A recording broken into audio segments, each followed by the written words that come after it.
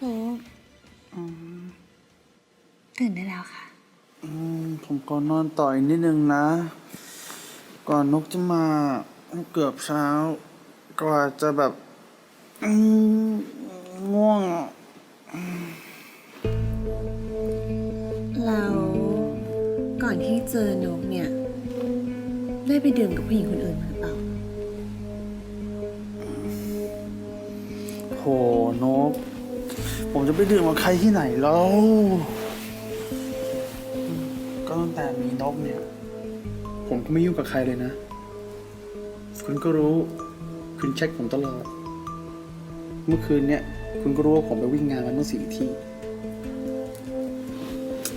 แล้วทำไมต้องรับงานเยอะขนาดนั้นด้วยอ่ะ จริงๆ วันหนึ่งรับแค่ที่2 ที่ก็พอแล้ว ก็ผมอยากมีเงินเก็บไง ใครไม่รู้พูดกับผมทุกวันเลยว่าอยากมีบ้านน่ารัก ถ้าอย่างนั้น เดี๋ยววันนี้ปุ๊บโทรไปลางานเลยนะ แล้วก็ไปเก็บกระเป๋า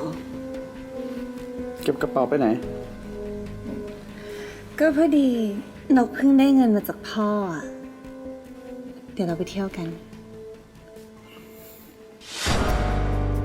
เงินคุณหมดอีกแล้วเหรอ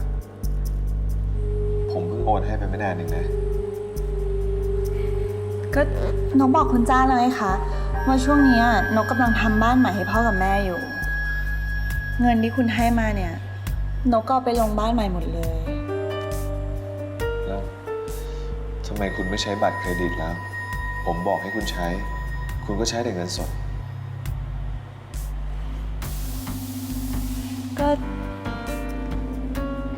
ถ้านกใช้บัตรเครดิตเนี่ย ถึงจะเป็นบัตรเสริม แต่เวลานกไปรูดอะไรเนี่ย คุณแม่ของคุณอาจจะตามสืบได้นะคะ นกไม่อยากให้คุณเดือดร้อนทีหลังนะคะ ถ้างั้นเดี๋ยวผมไปโอนเพิ่มให้นะ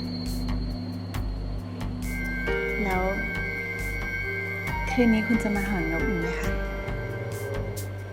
ยังไม่รู้เลย คุณถามทำไม อ๋อ พอดีแม่เพิ่งโทรมาบอกนกอะค่ะว่าพ่อไม่ค่อยสบาย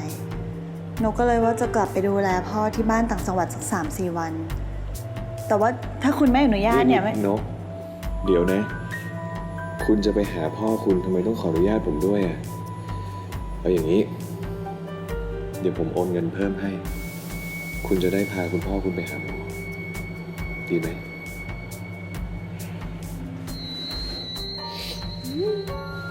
ขอบคุณนะคะ คุณดูแลทั้งนก ดูแลทั้งครอบครัวนก นกไม่รู้จะตอบแทนคุณยังไงแล้วค่ะ ง่ายมากเลยเนาะ คุณอยากได้อะไร อยากได้เงินเท่าไหร่ ผมไม่เคยว่าเลยนะ ขออย่างเดียวอย่าโกหกผม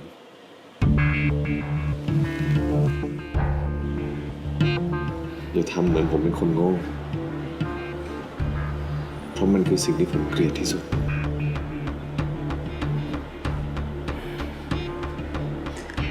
คุณดีกับนกขนาดนี้เนี่ย นกไม่กล้าหลอกคุณหรอกค่ะ